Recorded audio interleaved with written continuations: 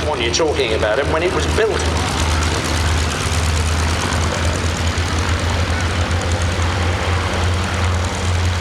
The interesting thing is, this aircraft suffered exactly the same fate as the tipsy Belfair we saw earlier. Brilliant design, absolutely fantastic. Very fast, very powerful. Capable of 174 miles an hour.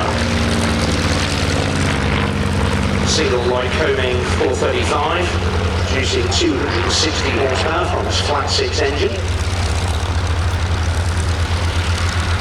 Very efficient.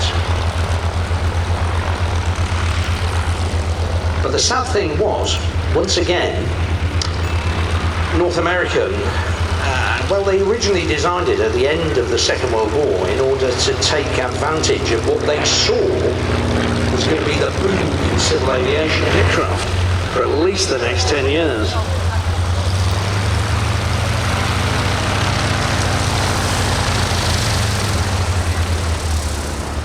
First flew in 1948, and eventually they were to build 2,634 of these aircraft. So it wasn't a complete disaster, but you have to temper that with the fact that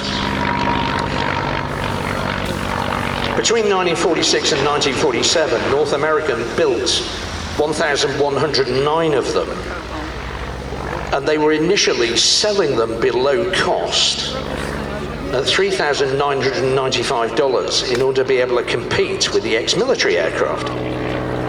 They later increased that to just over $6,000. But here's the kicker, the actual cost of building one of these was $9,000. So even at the higher price, they were losing $3,000 an airframe.